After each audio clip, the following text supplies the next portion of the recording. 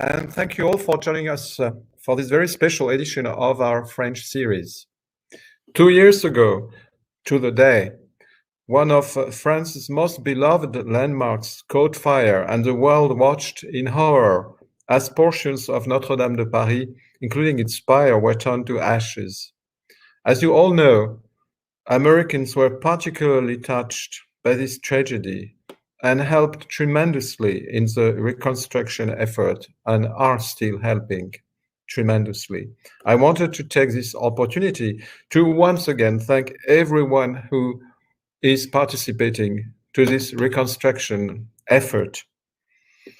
2 years later, indeed, the reconstruction effort is well underway, and we wanted to commemorate this tragic anniversary by focusing on the positive and dedicate this edition of our French series to the rebuilding, the reconstruction of the monument, and to those who are helping us in doing that.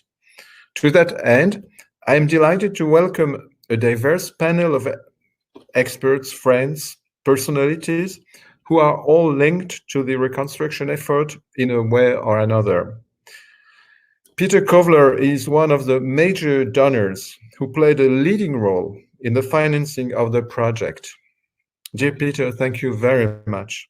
Olivier Latry, who played the beautiful piece you just heard, is the titular organist of the grand organ at Notre-Dame, le Grand Orgue, and I'm so happy to meet you again, Olivier, even virtually, after we met in Washington some time ago. Stephen Murray is a remarkable historian from Columbia University, and Michel Picaud is the president of the Friends of Notre-Dame de Paris, with whom we organize this conference. Merci beaucoup, Monsieur le Président. Merci, cher Michel, d'être avec nous. Et merci et bravo pour tout ce que vous faites pour la reconstruction de Notre-Dame. Thank you all for being here today. Joining them on stage is a voice you might recognize if you listen to our podcast, Francophiles, as he was once one of our guests. I'm talking about the Pulitzer Prize-winning art and architecture critic of the Washington Post, Philip Kennicott.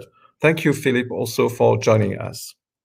Before I hand it over to him, to Philip, I just wanted to remind our audience that our next French series will take place on May 5th, and will tackle an entirely different subject, which is the prosecution of terrorism and terrorists in France and in the United States.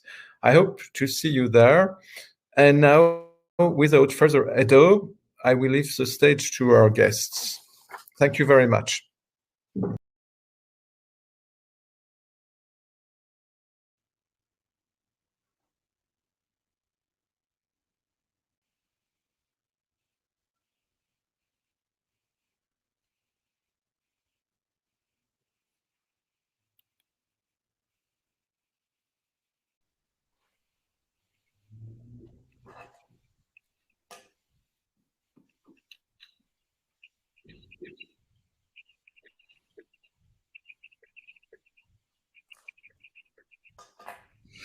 Well, thank you, Mr. Ambassador. I see two of our guests have joined us. My name is Philip Kennicott. I'm the art and architecture critic at the Washington Post, and it's my pleasure to be here with four distinguished voices who can tell us a little bit more, not just about the status of the cathedral today, but also somewhat about its history and its role in French cultural life. So since introduction has already been made, let me turn to you, Michel Picaud, first for an update on where we are. It's been 2 years since this terrible fire, one of those events that I think many of us can remember exactly where we were and what we were doing when we first saw it.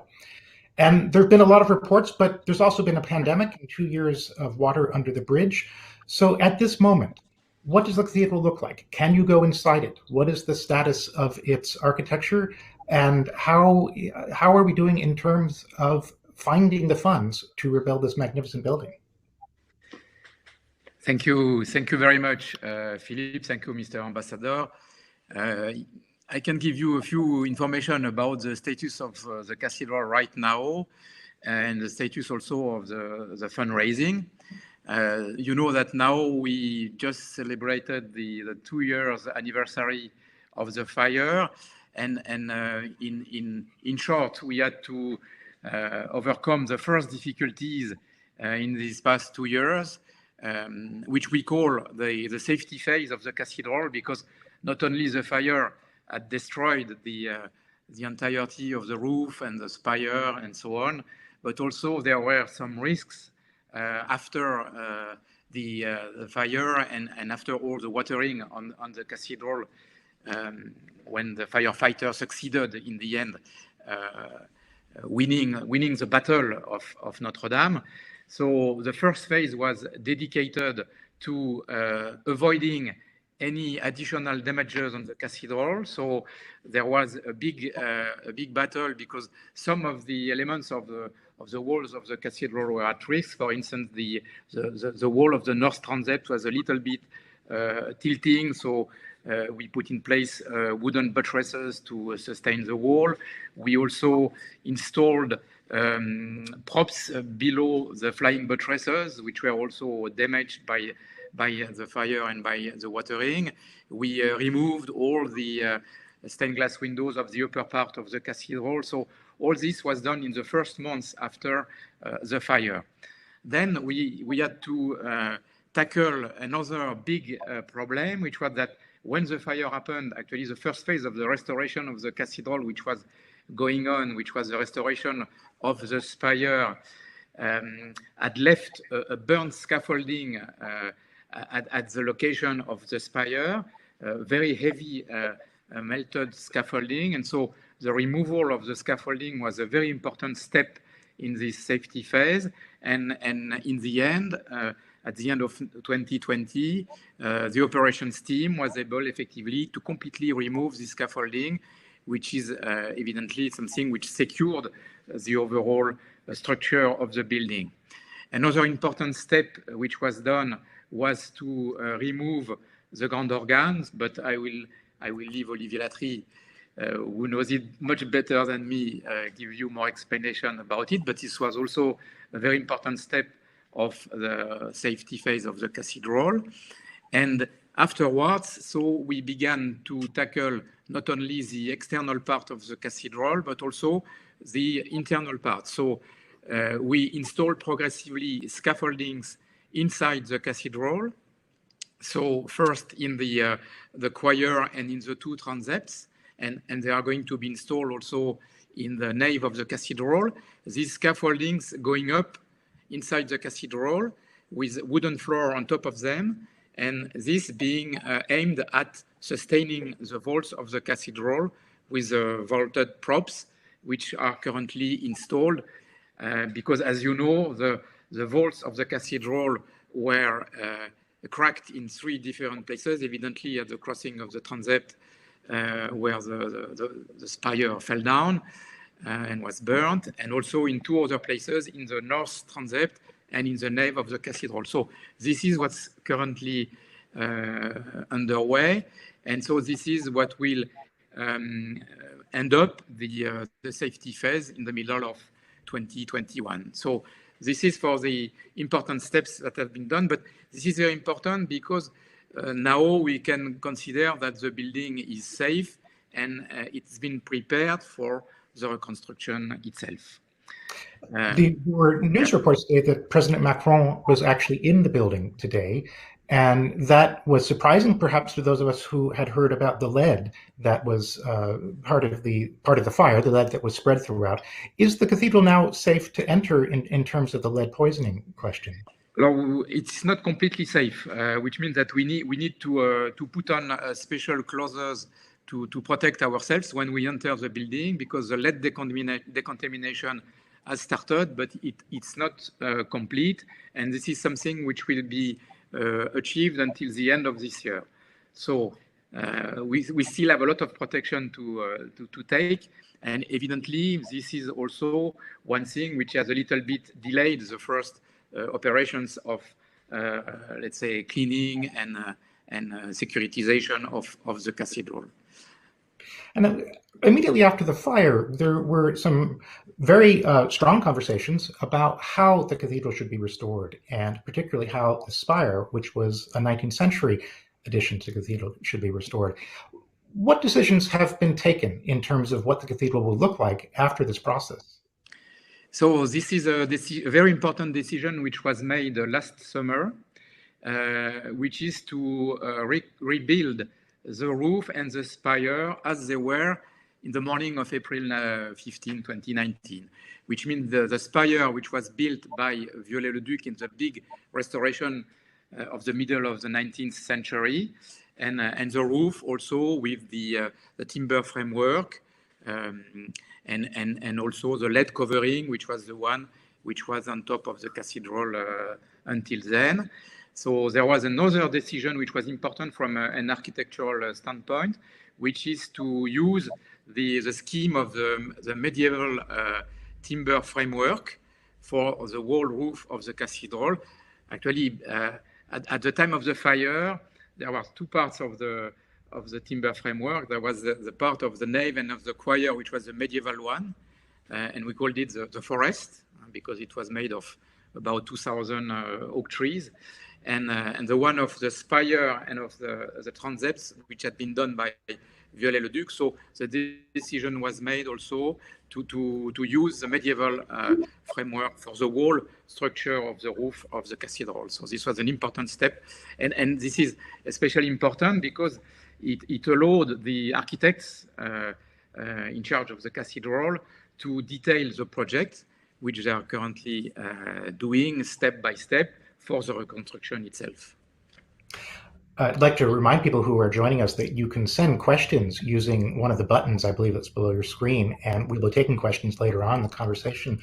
But before I turn a little bit to the history of the building, Michel Picaud, I wanted to ask about the date. There was a very ambitious target date announced by the president of when the cathedral would reopen. Yes, so the president immediately after the fire announced that the cathedral would be reopened in 2024, so 5 years after the fire.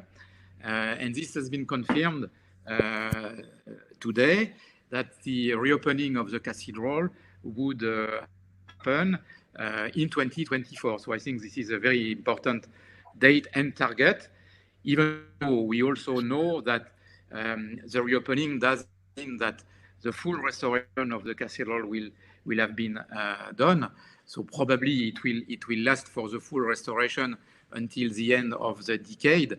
But the reopening, both for the believers and for the tourists, for the visitors, for the world visitors, will be done in 2024. So this is a very good news that we stick to the timeline which had been set 2 years ago, even if we had evidently this terrible pandemic which stopped the works for a few weeks last year.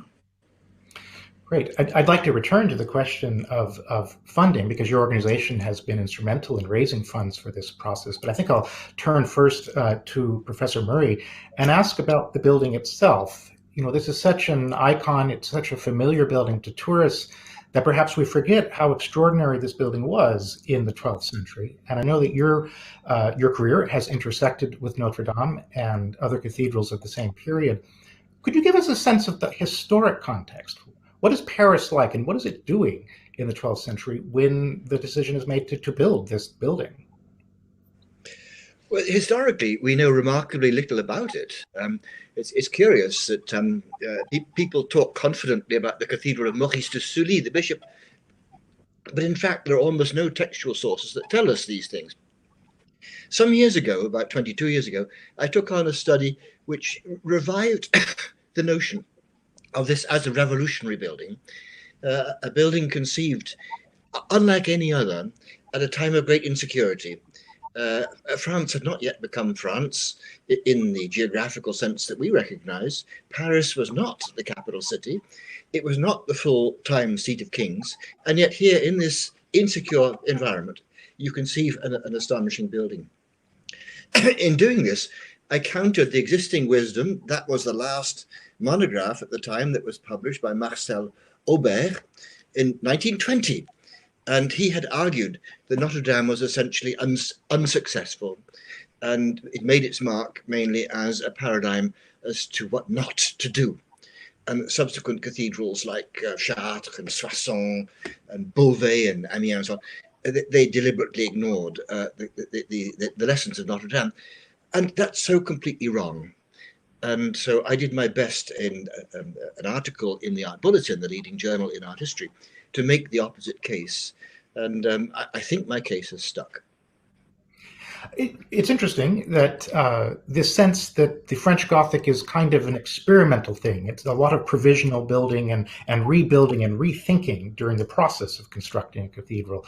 But your research has tended to suggest that, in fact, they got it kind of right the first time they built it in Notre Dame. They got it right.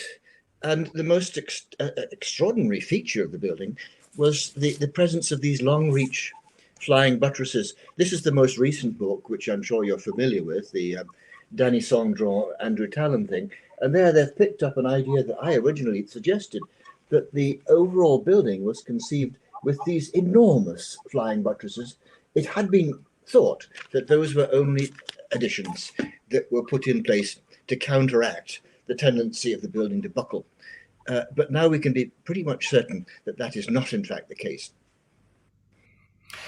And you've worked on a website that I would recommend everybody who's interested in architecture of this period to look at about the Amiens Cathedral.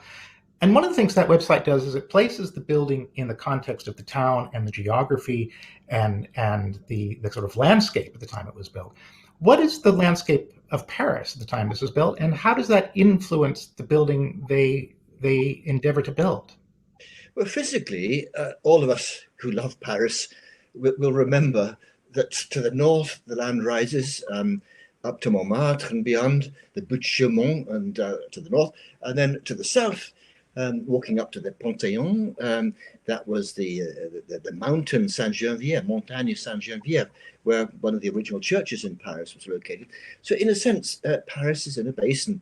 And had they not made this the first church in Northern Europe to rise above 100 feet, it would never have heaved itself out to be visible for miles around. That's the physical, geographical environment. Politically, and in terms of urban geography, we have to remember that in the 12th century, the bishop was fighting for his place in the city. Traditionally, the bishop had controlled the economic life of the city, but with the king increasingly interested in establishing his own power, an astonishing battle developed, especially over who controlled the right bank. And there was located the most important commercial center. As you know, the left bank was mostly the university, and it was the traditional old settled place, but the right bank was where the exciting things were going on. And there you had Les Champeaux, which became Les Halles, which was the great commercial hub of the city, and the bishop traditionally had controlled that. But in the 1120s, a major battle took place a legal battle between the king and the bishop as to who controlled, and a compromise took place. So we've got to put the concept of the cathedral at a time when the bishop was not necessarily all that secure in his own city. One of the things that's always fascinated me, looking back, is this is a period of time before we think of there being architects in the contemporary sense, people who go to an architecture school and get a degree with a certain set of requirements. But the knowledge of how to build these buildings circulates throughout France. I'm wondering, how does that knowledge circulate? Is it on paper? Is it oral? How do people in other cities learn from what's happening in Paris? There was, I believe, an elite group of master masons, not numerous, and they could really call their own shots, make their own deals. And they quite deliberately, I think, hid themselves a little bit from perception. They did not answer to the normal rules of urban guilds and the organization of the plasterers and the carpenters and the others, but they could move beyond that. And they were educated. They perhaps even knew about Vitruvius. As you know, the University of Paris at this time is full of new ideas coming in about geometry, and the teaching of the quadrivium, the various elements of the university included geometry and arithmetic. And the Masons would know about this. They would also be skilled in traditional surveying techniques and just simply control over the land, which is achieved by pegging it out with ropes staked down to the ground. This is a traditional technique going back to the Romans. At Notre Dame, I'm particularly intrigued at the idea of driving an iron peg into the ground, describing a great circle, and that is the eastern end of Notre Dame. And it's been suggested, in fact, that the entire plan is controlled in a system that's very similar to agrarian land divisions.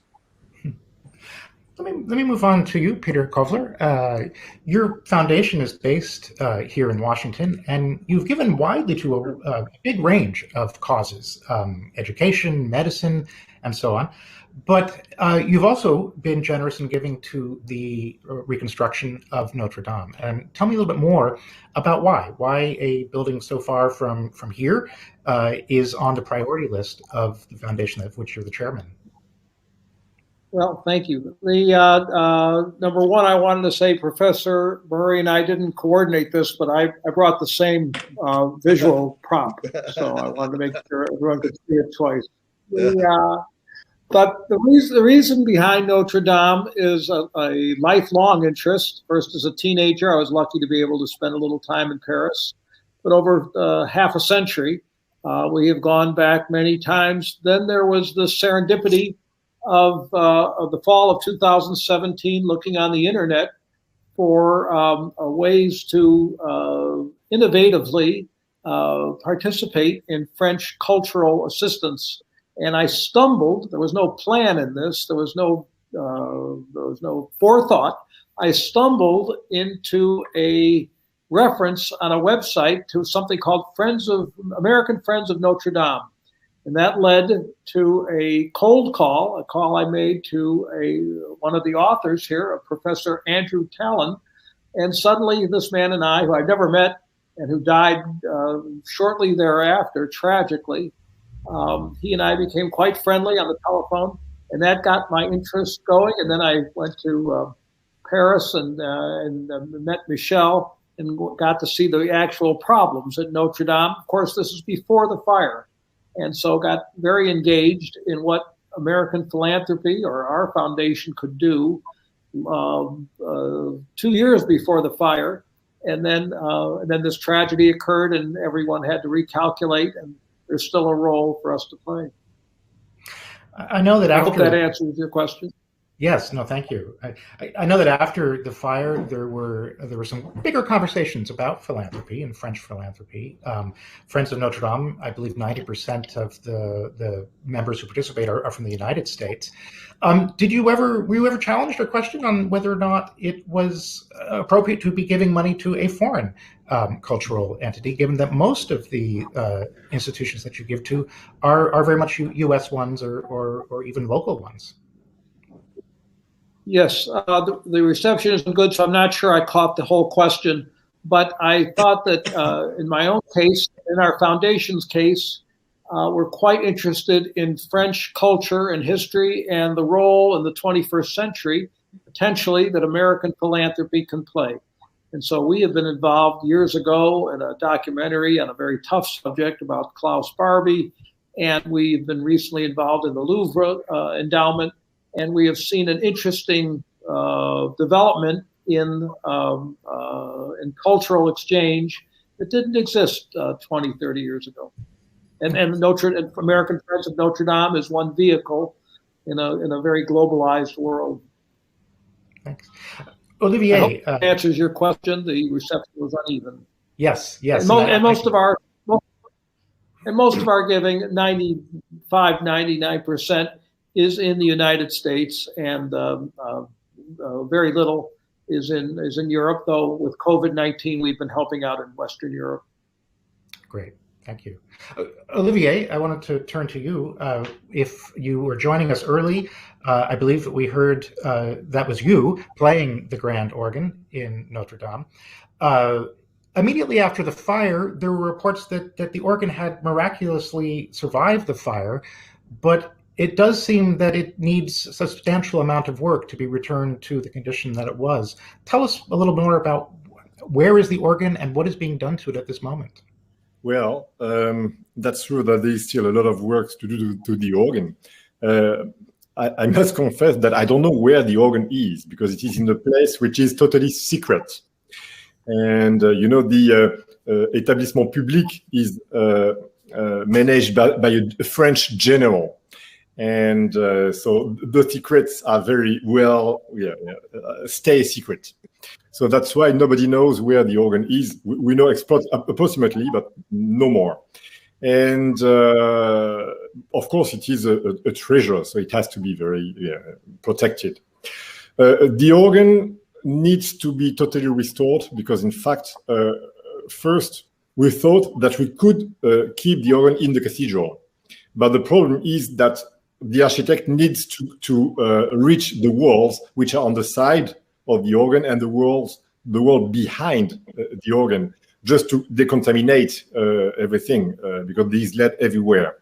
So it's not possible to do that without removing the organ. So this is the first step. And also because although the organ didn't receive any water, for example, just a little bit of water in one pipe among almost 8,000, which is quite amazing, a miracle. The organ has to be taken out because mostly there is leather everywhere in the organ. So everything has to be decontaminated, but the leather needs to be changed because it's not possible to clean the leather with water. Because the leather is there to, make everything, I don't know the name in English, étanche, to keep the wind of the organ just in the big cases, just to send the wind in the pipes afterwards. And if the wind, the leather is not sufficient enough, then the wind will go everywhere except in the pipes. So we have to change all of those parts, and there is leather everywhere in the organ. Professor Murray talked a little bit about the changes to the cathedral over time. Tell us a bit more about the organ itself. There's been an organ in the cathedral for many centuries, but the organ that is now being repaired, when does that instrument date from? Well, it's difficult to say because, in fact, the first organ of the cathedral was installed in 1402. And without change until the beginning of the 17th century. Then it was restored almost every 30 years. There were two big restorations on the 18th century, 1733, where the organ builder decided to change the organ case. And the organ case that we can see now on the organ of Notre-Dame is the organ case from 1733. Then there was a second major restoration in 1788, and then a big restoration by Aristide Cavaillé-Coll, a very French, very known organ builder, who changed the structure of the instrument and made many experiments, which gave to the organ of Notre-Dame its color that we still have today. And then on the 20th century, especially on the impulse of Pierre Cochereau, the organ was restored. Pierre Cochereau, I played his bolero at the beginning in the video. He was my predecessor at Notre-Dame. He made several major works also in the organ, especially changing the console where we play with the manuals and the pedals. And then the organ went to the neoclassical style. And the last restoration went, I think, 6 years ago. We had a new console and the organ was cleaned. It has to be cleaned almost every 5 or 10 years maximum because of the dust which is coming in the organ and which could damage also the pipes or make them not speaking at all. So, but of course, 5 years ago, 6 years ago, the restoration was not that big. That's what we have now. The organ was not removed, just the pipes for cleaning. That's it. And one last question, because I'm particularly interested in music and I've admired your performance over the years.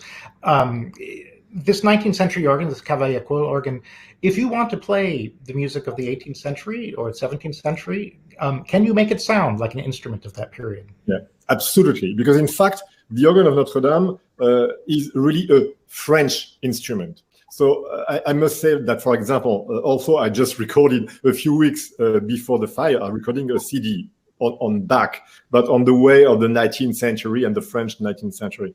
But the organ is really made for French music. And for example, when Cavaillé-Coll restored the organ in the 19th century, he kept all the material from the organ from the 18th century. And it is possible to play, for example, Louis-Claude Daquin or Balbastre with the color that those organists had on the 18th century. It is possible on the same way to play, for example, music by Vierne, who was organist on the cathedral at the beginning of the 20th century, with the stops that Vierne heard when he was organist there. So it is really an organ with a multiple aspect, I would say. It's we have one step, another step, but each time the organ builder kept what the previous organ builders have made in Notre-Dame. So this is also a miracle of the organ there. And it is probably one of the most transcendental organ that I played. It is astonishing. I remember being simply a tourist and going in thinking that I was just going to take a quick look at the building and hearing one of the organists improvising. Perhaps it was you. I don't know because I couldn't see him or her. But I sat and stayed until they were finished. And I think that may have been a good hour just sitting there listening. Some questions are beginning to come in, and I invite those of you who are joining us to send them using the message function. And there are a couple that touch on a question I wanted to return to you, Michel, about, and that is the status of fundraising. There were reports of this being potentially a $1 billion project immediately after the fire. Is there a sense of how much money is necessary to bring the building back to life? And how far are we towards achieving that goal, if it is indeed approaching $1 billion? Yeah. So actually, what we know for sure is the budget of the safety phase of the cathedral, because we have first of all we have already gone far away in this safety phase. So we have a budget of 165 million euros, so about $200 million. So this is funded. And I would say this part of the funding is known and has been found. So this is the first point.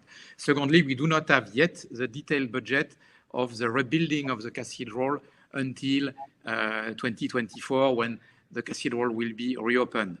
And what we don't know even less is the building for the full restoration of the cathedral. To give you an example, before the fire, we were on a restoration plan, so without reconstruction and so on, of 150 million euros already.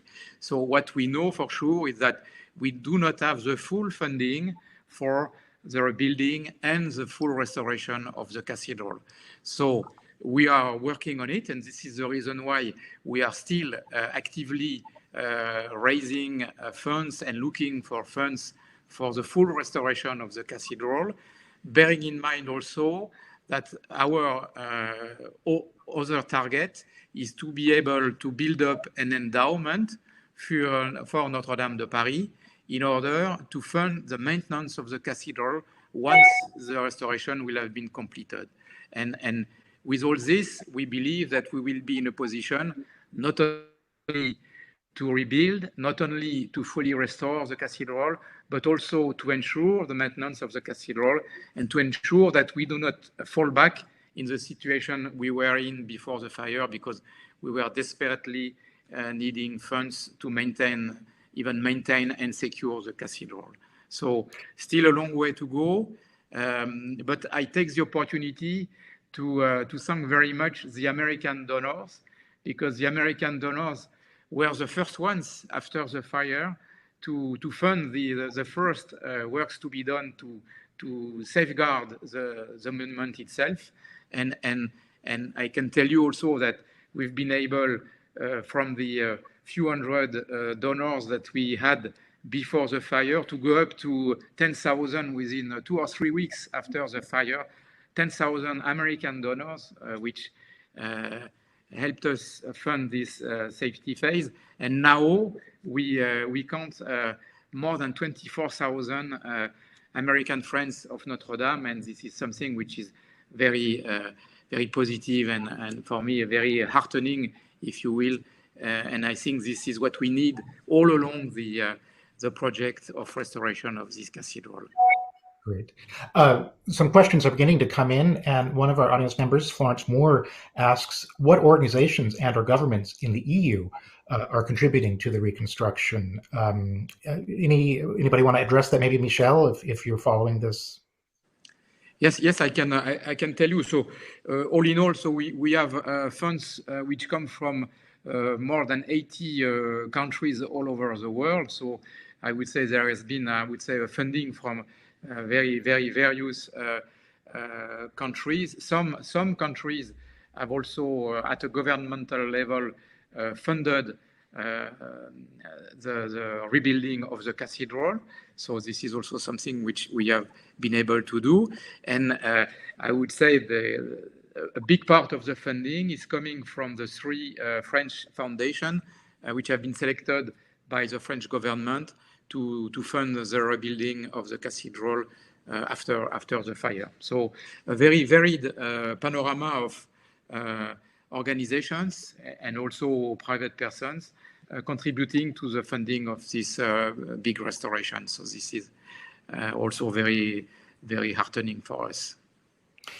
Another member of the audience, Brian Considine, asks, is the forest framework, meaning that wooden structure of the roof, is the framework going to be replaced in timbers, or will that be updated to a modern metal framework?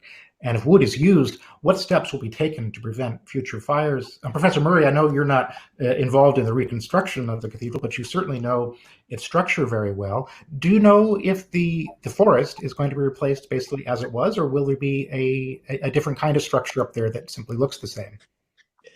Well, I'm at a distance, obviously, and I only have the information I receive through the news and so on. But I understand that it is to be replaced with oak. And it will be a replica of the historic roof that existed there. And my own feelings were a bit mixed, I have to say. But I'm a professor, I don't dabble in reality, you know. And so as a result, I can dream. And my dream has to do with Gothic as a revolutionary architecture, all the way through pushing the edge of technology. And I have to say, when I learned the disaster, I thought it would be nice if we went ahead and pushed technology to dream of a whole new kind of roofing material, because a roof is subject to fire. So to respect the existing shape of the roof and the spire, but to use a new material. Now the decision has been made. I guess I'm happy with that too, because I rejoice about the work that will be given to an army of young people, the Compagnons de Devoir, and the wonderful work that will go on there, and it'll be a kind of animating force. So I'm very happy to live with the decision, especially since the spire is to some extent a replica of my beloved spire at Amiens from 1530. The golden steeple at Amiens inspired Viollet-le-Duc. So 3 cheers. I'm happy to see it go ahead. And to follow up on that question, I know that when, I believe it was in March, they were cutting down oak trees to rebuild this forest. There were some reports of there being environmental concerns about the loss of these trees. Michel, how has that played out in terms of the public debate in France? Yeah. I know that there was this debate about cutting trees in our forest. So I think the first response is that, first of all, it has been taken from many forests. So the first 1,000 trees needed for the first half of the framework, the timber framework, came, I think, from 250 forests. So you see, this is not a terrible thing for each of the forests where we cut the trees. And on top of that, so what I learned from the forest organization is that they regularly cut the trees for the respiration of the forest. So I think this is not such a big problem. So, but I can tell you also that even though the first 1,000 trees came from a French forest, public and private, we have another 1,000 trees which are needed for the second half of the roof, and this may be an opportunity also for American trees to be used in the framework of the roof of Notre-Dame. Great. Another question from the audience, Victoria Johnson from York in the UK. Good evening, Victoria. She writes, an iconic Gothic cathedral ravaged by fire in 1984 in York. Can you reflect on why these religious buildings speak to contemporary society today? Why do they continue to provoke such love? Peter, let me put that question to you. Your foundation has supported a lot of secular, scientific, human rights questions. Why what do you make of Victoria's question? Why does this building continue to speak today, and especially to you? Oh, I think it's both history and a weakness for history, memory, an idea of what's enduring versus what's fleeting. My own opinion, now that I'm well into Social Security and a grandfather, is what's enduring and what isn't. I would love for my grandchildren and for the next generation, the 21st century, 22nd century, another 800 years, to be able to see this magnificent creation that people have done. There are only a handful, in my view, of worldwide creations that have lasted so long and which should be able to continue. And I think for a new generation to understand that they're not the first generation to see the world, and to be able to appreciate that there's been a lot of magnificent things that have come before and should endure. I think Notre Dame is kind of a metaphor. President Macron today used it as a metaphor for how to deal with the pandemic. And I also see it as a metaphor, but a little different kind of metaphor, one which would speak to new generations about what can last a very long time, and to be able to use that to conceptualize what lasts a short time. Olivier, maybe I could ask you a variation on Victoria's question about why these buildings continue to speak. You are one of the great masters of a tradition that is founded in a religious ceremony that involves improvisation, that's been part of these ceremonies for many, many years. How vibrant is the kind of musical life that you represent within a secular country like France today? I'm sorry, can you repeat your question once more? How vibrant, how much does the kind of music you make connect with contemporary French society, given especially its religious roots? Michel, tu peux m'aider? Je n'ai pas compris la question. En fait, la question the question is about the religious roots, les racines religieuses, comme la musique religieuse s'articule avec le fait que la France est une France laïque et séculière. Well, yeah, difficult. I must say that I'm just on the cross between these two things at Notre Dame. Being organist at Notre Dame means that we have to accompany the masses, to play for the masses on Sundays during the week when something happened during the week. But we have also that laïc role also with by the fact that the cathedral is a national cathedral. And so we have to play for any kind of national events, like the funerals of the presidents, when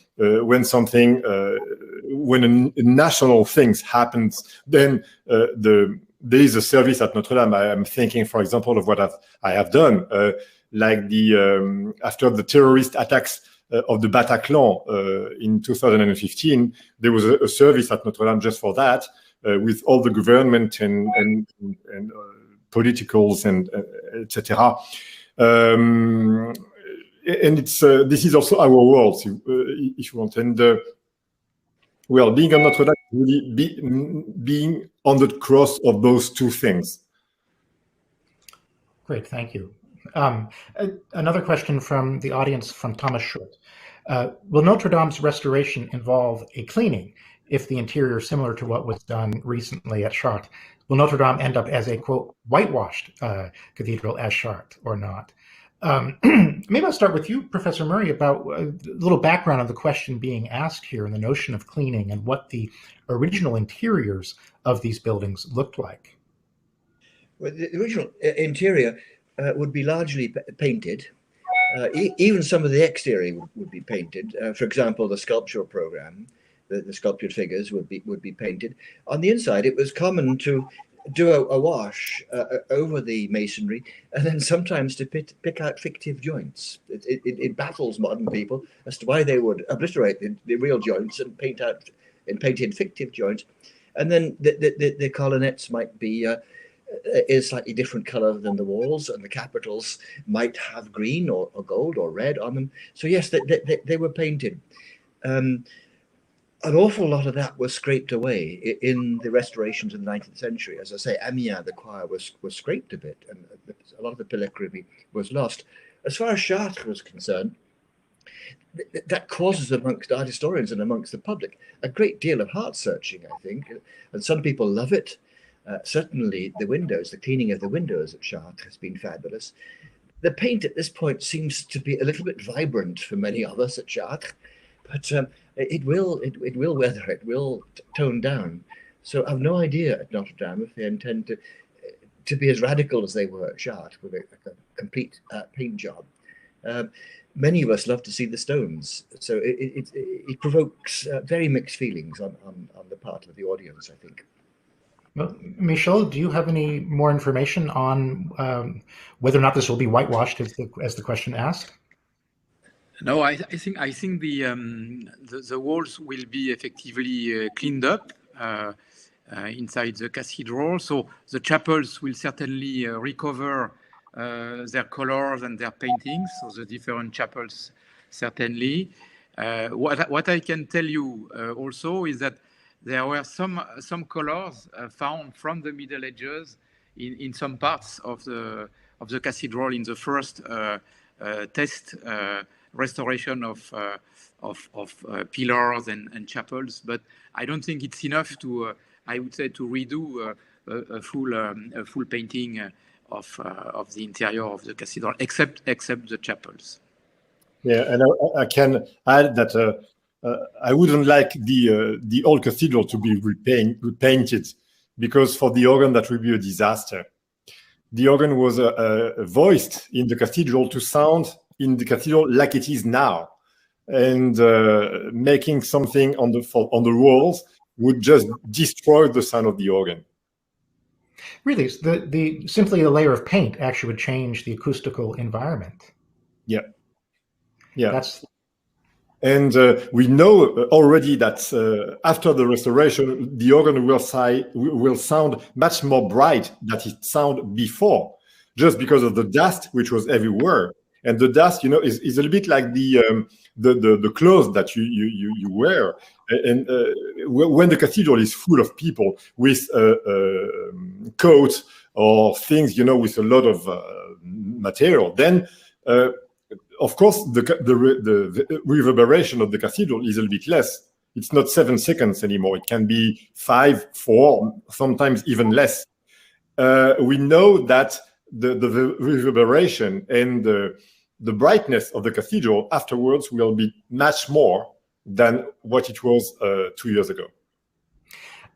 That's fascinating, and it makes me want to ask about a parallel. Anytime a historic building is repainted or a historic painting is retouched, often people complain that it's too bright, it's too vibrant. Is there a parallel every time the organ is restored? Does it take them years to understand the new sound of the restored organ? Yes, exactly. It's always a problem. And I had this experiment at Notre-Dame in 1992, the first restoration that I experimented there, because, for example, we have very big pipes which make 10 meters high, 32 feet, and it's just enormous. It's that size, and those pipes were very, very loud. So we thought they were very loud before the restoration in 1992. And after the restoration, we thought that we could not hear them enough.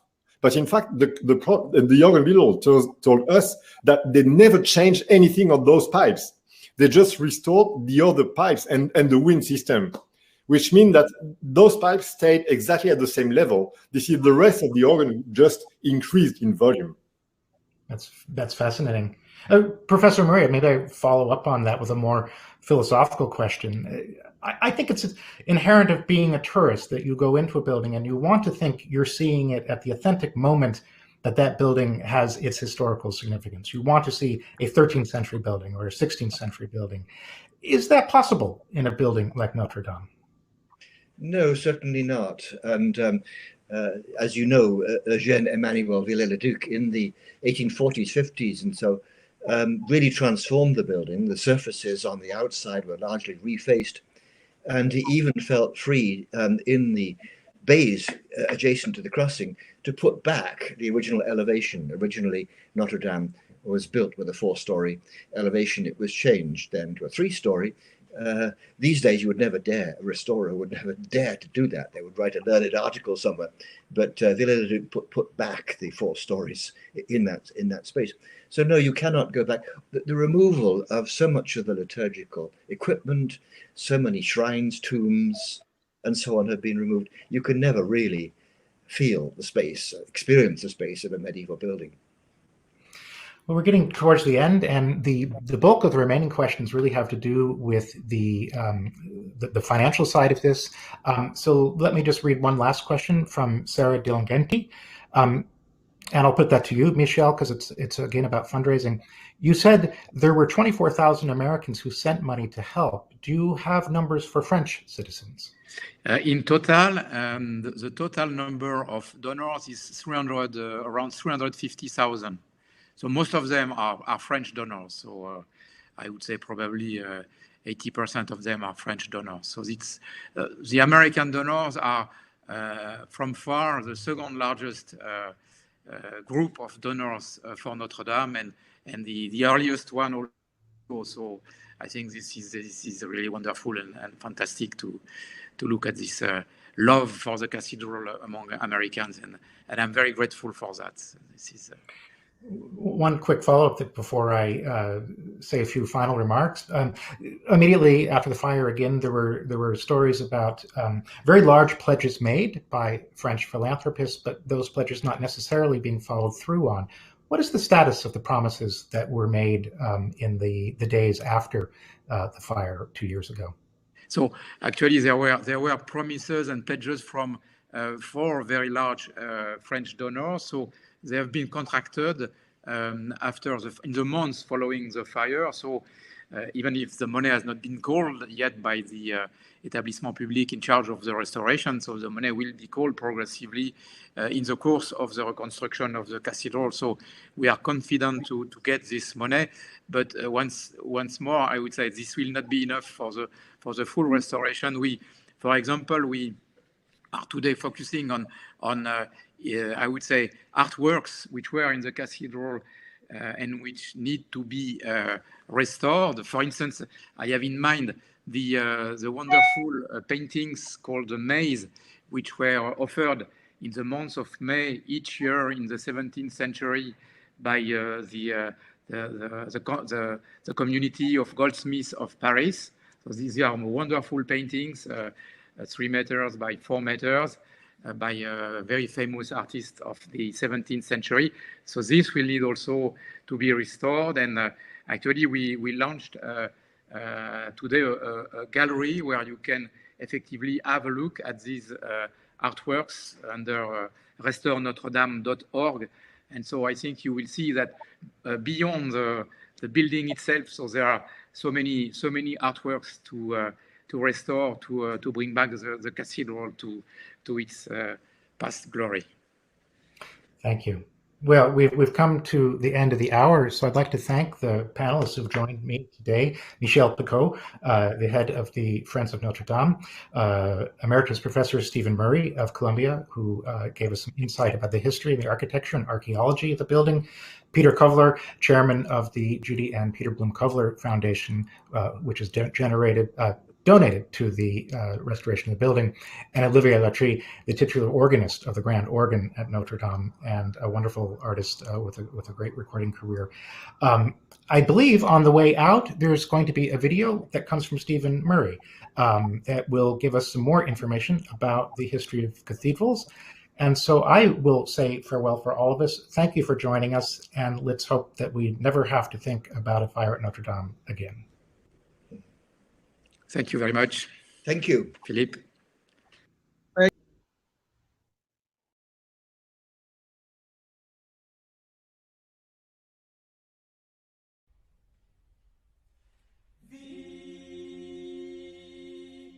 Our splendid Gothic Cathedral of Notre-Dame of Paris occupies the site of at least 2 older churches, which were progressively demolished to make way for the new construction. A great basilica to the west, seen here on the right, thought to belong to the age of the Emperor Charlemagne, and a smaller Romanesque church to the east. At a date around 1160, the builders began in the choir to lay out the massive foundations of an edifice some 120 metres long and 28 metres wide. That they intended great height from the very start is indicated by the deeply projecting buttresses that gird the outer wall enclosing two ambulatories and double aisles. More than this, the builders wanted a great church that looked to the glories of the past, yet embodied the most innovative features of the revolutionary architecture we call Gothic, expressing the prestige of the burgeoning city that was becoming the seat of kings and the capital of France. The lower choir was built from east to west, first the curving outer wall and then the double ranks of interior supports. The upper choir embodied a spacious gallery with a little round oculus opening into the gallery roof and a small clerestory window at the top. We learn from the chronicle of Robert de Torigny that the roof was in place by 1177. Masonry vaults were installed soon thereafter under the protection of the wooden roof. This was remarkably rapid construction. At over 30 metres in height, this was the tallest church in the north. Such height, combined with thin walls and supports, was made possible with the use of a new constructional device, long-reach props or flyers springing from the outer buttresses. With the choir closed in by a provisional wall, the clergy could take their seats to resume the divine office. The nave may have been begun even before the upper choir was finished. A new master mason made modifications including greater height, new forms of articulation and adjustments to the southern nave gallery in an attempt to admit more light. At the western end, a massive frontispiece was begun towards 1200, even before the nave was finished. The double aisles are brought together to form the base of two great square towers, the northern one probably begun before the south. The corners of the towers are marked by four vertical buttresses, which divide three portals, sumptuously equipped with figurative sculpture, which provided a kind of sermon for the enlightenment of lay people entering the church. This powerful cubic composition is capped by a gallery of kings and a great rose window. We may now assess the massing of the new cathedral as it stood around 1220. Its transverse section is defined by a great equilateral triangle, with its base spreading to the outer walls and its apex fixing the height of the vault. The cathedral is built ad triangulum.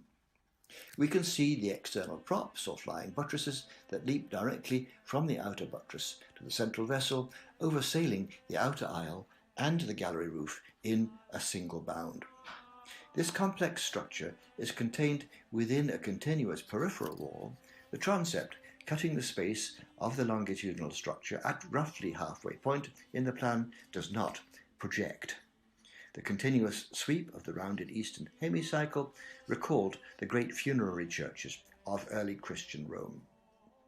As the cathedral went up, its forms and spaces were subject to ongoing review by its clerical and lay users, by its artisans, and by visiting critics.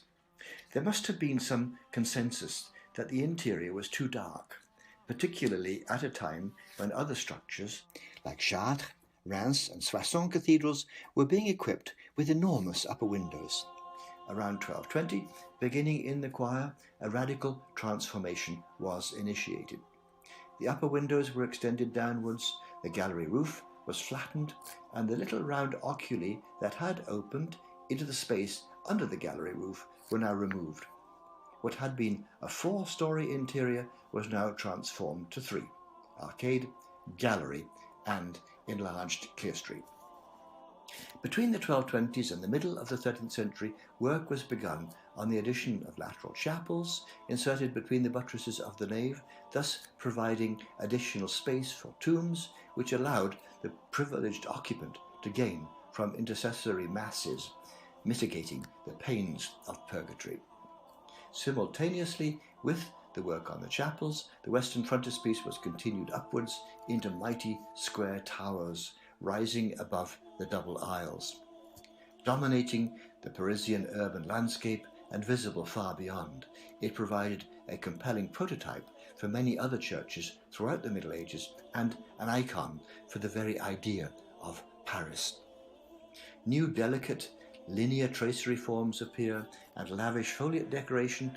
The same forms appear in the nave chapels, which are capped by sharp exterior gables, conveying to each chapel the look of a sacred shrine.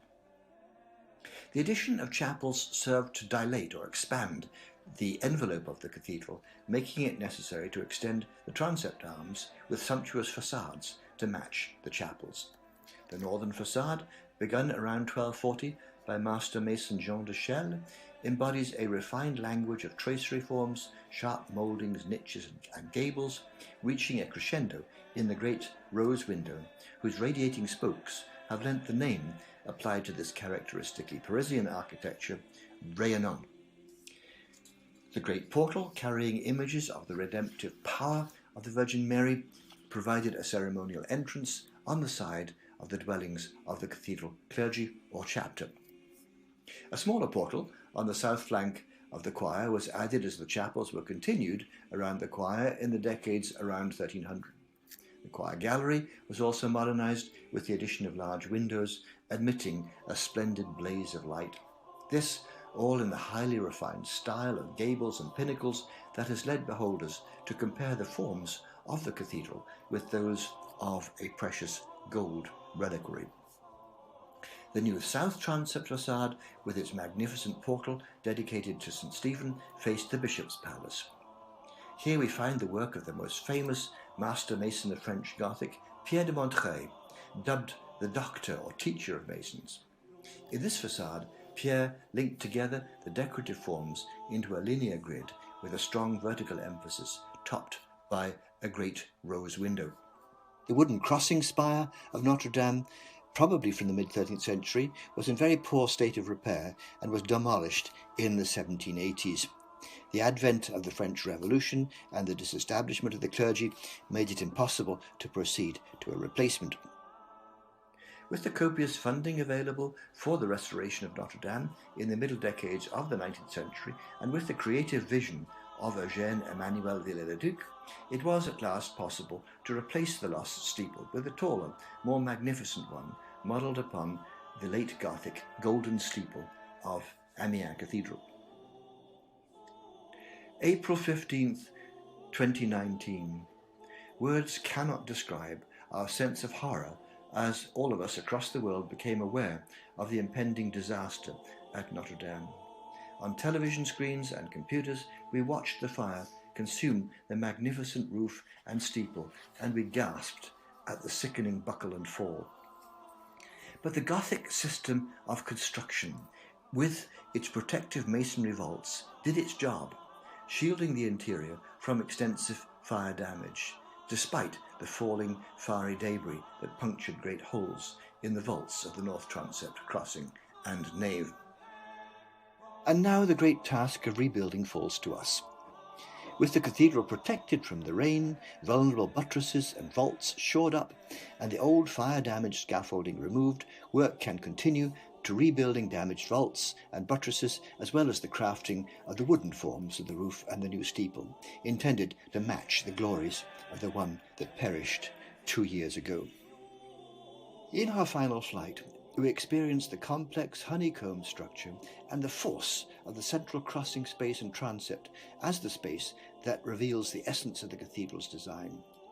This sense of revelation culminates with our immersion into the glowing colours of the southern rose of the Incarnation.